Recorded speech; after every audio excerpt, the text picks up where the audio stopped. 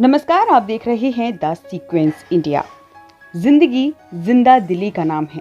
ये कहावत तो आपने सुनी ही होगी, लेकिन इसे चरितार्थ किया है भारत की पैरा एथलीट भावनाबेन पटेल ने। 1 साल की उम्र में ही भावना की जिंदगी पूरी तरह बदल गई। वे चलना ही सीख रही थी कि एक बार गिरी और फिर कमर के नीचे के हिस्से ने काम करना बंद कर दिया।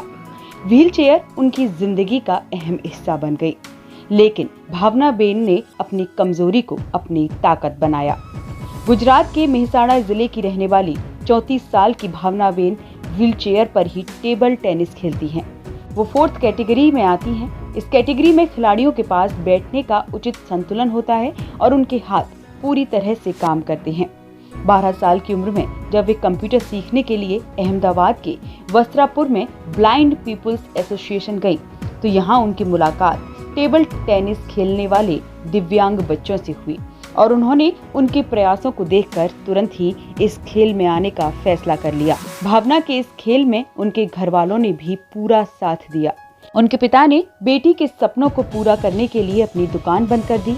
बेटी ने भी पिता की लाज रखी और पहले ही साल में एक प्रतियोगिता में कांस्य पदक जीता।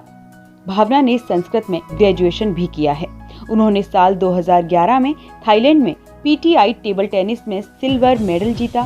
साल 2017 में चीन में आयोजित अंतर्राष्ट्रीय टेबल टेनिस महासंघ एशियाई में पैरा टेबल टेनिस में उन्होंने कांस्य पदक भी जीता था।